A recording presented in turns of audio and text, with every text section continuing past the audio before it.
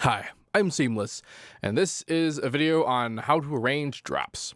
Rather, how I arrange drops. There's like 1,000 different ways to approach arranging drops, and I'm not going to say that the way that I do it is the best. It is, however, the way that I do it.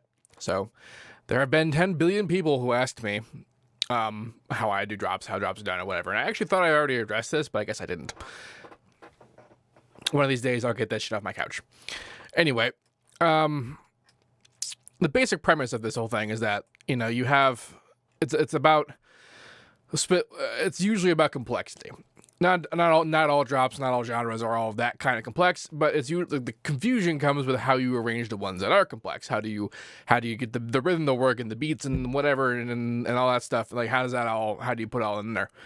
And like there's an assumption that newer producers have, and I definitely had this when I was new, about people who are really good at this, like the kind of the inspirations you have about like genres and producers and people who have done the complex things that you think are like, wow, it was really good.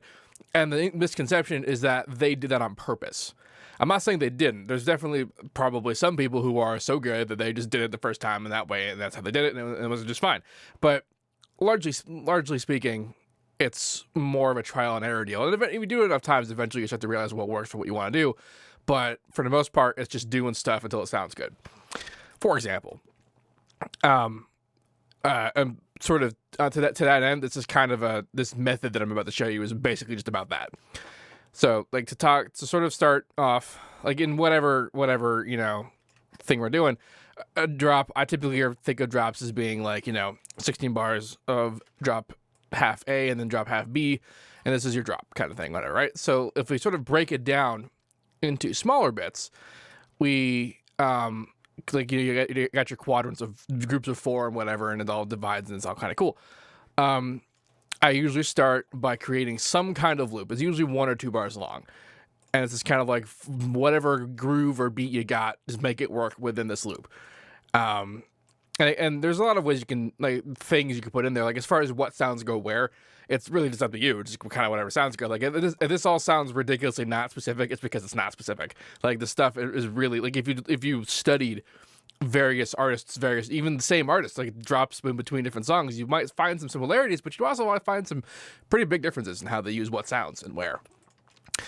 But the sort of the simple approach is that you got your big, like a kind of a big starting sound. This could be a chord, like this could be kind of a melodic thing, melodic element, a big hit, and then a kind of something else that happens. Maybe it happens wrong here, and then a kind of lead into to come back in there. Sometimes it might even be the same sound of the big hit to kind of like lead into the big hit. This happens a lot in electro. This is something I notice quite a bit. It's not really specific to electro, dubstep, drum bass, and all that. I've done this plenty of times. It's that kind of thing, and then kind of repeats it. Repetition at this stage is pretty helpful because it makes it a lot easier to do the next part, which is all about creating variation. So once you have a loop, and how you get there is actually a lot easier than you might think, because like who knows that whatever sounds I have here won't actually do the job that I want to do. You kind of just listen to it, and humans are really good at pattern recognition. We're particularly good at noticing when things are not perfectly in tune with what they are. Like, we look at this grid here. If one of these lines was off by like the tiniest, teensiest amount, we would pick it up immediately. And to that end, you might we have to use this as a strength here, because while it's hard to know what to do the right way the first time, it's really, really easy to know that what you did was wrong, because you can listen to it, you listen to your beat, your groove, your sounds, all of it, you listen to it together, and you can just pick out when it doesn't work. Hopefully it isn't the entire time, but like, for example, if whatever this moment is here, like this doesn't work, this timing doesn't work, you just kind of just futz with it until it does. Just kind of move stuff around, change the lengths of things, just kind of dig around with it until that one section works. And kind of do that for every moment where it doesn't really feel like it's gelling the way that you want it to. And just do that over and over again until you have a loop. And now you have a loop, you have a groove, a thing that you can listen to on repeat, and you don't hate it. Like, that's really the best that anyone can hope for. So once you have that, then you just copy it. And this is where we start to take into the context of the larger drop. So I think I might have talked about this in the arrangement video of an earlier production basics. I think it was number 2 actually, where when you have your larger drop structure of being like we, drop A is kind of this thing going on here, and then drop B, and it's all nice and good. Where there should be fills and that kind of thing, you can really be wherever you want to put them. But like largely speaking, you have like you put yourself a fill at the end of like every 4 bars, and then you have like a bigger fill at the end of 8 bars because it's halfway through, sort of like the first drop expression, and then you have one of those, and then you have an even bigger one at the end of the 4. Sometimes I like to throw an extra measure, extra beat, kind of like to just sort of a holdover on the fill there, or even something different. It's like just empty space, and then you can do that, and then you kind of just repeat the same idea. Or, well, I mean, my usual expression of the second half of a drop is to just be like a melodic progression, so it's less complex, less filly. There's still fills and stuff, but they're more consistent. It's more of a groove kind of thing. And like this is all obviously going to apply differently to different genres. I'm mostly doing it as a default expression of sort of typical complexity for stuff like average, bro step, and electro, and whatever. With this in mind, though, so now we got to think about this now with our tiny kind of our copy here, because now we're doing like exactly the same thing, and sometimes doing the same thing over and over again actually does sound pretty good. The entirety of the big room genre is proof of that, but assuming you want to go farther than that, it's really just about screwing around with the groove and putting in different ideas and moving around, maybe adding new sounds, that kind of thing, and doing that like so. Not so much that it messes with the core aspect of it, because you definitely can go too far. Like a lot of my older songs, I definitely went way too far. Like in my personal opinion, if you go to the cool stuff folder of FL and you listen to Menagerie. I definitely did this in Menagerie. Menagerie was there's some parts where it's just like it's cool sounds, but like there's no groove, because I really went hard on this, like really phoning in, just like too much happening.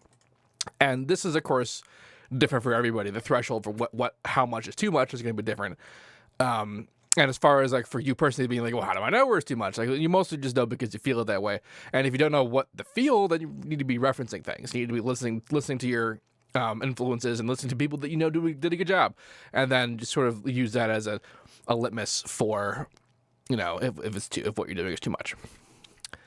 So like once you have one whole 4 bar, then you just copy that again, and you can see kind of where this is going. You do this, make more variations. You do it again, make more variations. Put your big fills in a halfway point. Put your even bigger fills at the end of like that whole thing, and then have the drop, the break, and then you do the next thing, and then you have your derps. This is how you derps. Make some derps. So like, and this is basically how you do that kind of thing. And like again, you listen to it, and you have to pick out when what parts you're doing sound they don't feel right, because it's not if you're new anyway, you don't really have a proper understanding of what you want to do. You have the memory of things that you think are good, and so you really have to rely on your instincts. You have to listen to it and think to yourself, does that feel weird? And then you ask yourself, like, is this good enough? Is that not good enough? You ask other people, like, is this good? Like, whatever. And you can't really trust that. You can't trust other people's opinion on this whole thing, because your whole idea about your style and what you think is good is born of your experience listening to things throughout your whole life, and your influences building up in your brain, creating a repository of information that you're trying to sort of collect upon, and you're doing mostly in a subconscious way and not so much in an analytical way.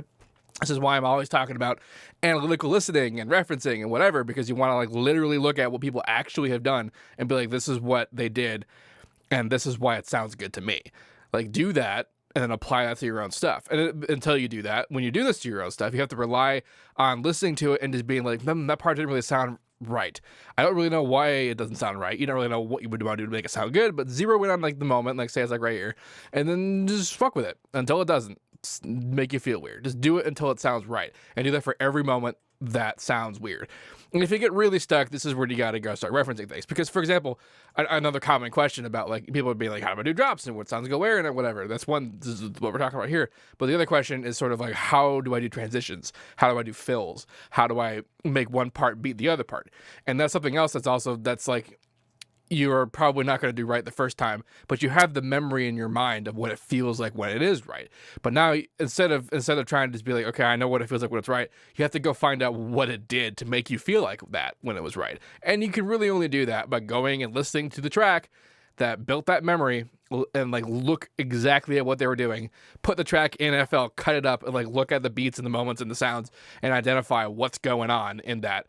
and you'll largely find that it's a lot simpler than you probably thought it was. Like there's a lot of things people do that are really cool, and make no mistake, not all of this is all trial and error. They definitely did things that were like really cool, and they did that because they knew what they were doing. But it's also just not as mysterious as you think it is, because you spent your whole time not referencing things, and so it all just seems way harder than it actually is. A lot of this can be solved just by picking apart tracks that you like and analyzing what they did. Anyway, this is sort of how I typically do drops. Just kind of how this works. And it's helpful, especially if you're not really familiar, like you don't really have your own style yet. It's helpful to do this whole copying and creating thing, because a big part of all of this, especially most of these genres that this is based upon, is having a central groove and having a repeatable element that we can key in on. And it's really easy to do that if you're just basing it upon copies of the primary groove that you built from the first bar or the first two bars, and that kind of thing. Certain grooves work better than others over longer periods of time. Certain genres survive longer on like just the same thing over and over again. I'm not disparaging that, but for me personally anyway, the kind of stuff that I like tends, if you just repeat it exactly, it gets super stale.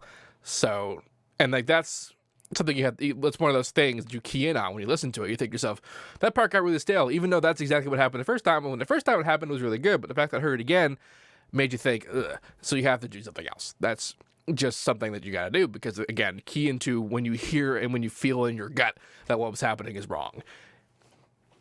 Just sticking around with it until it's right, and then do that for like 3 years, and then now you just know everything.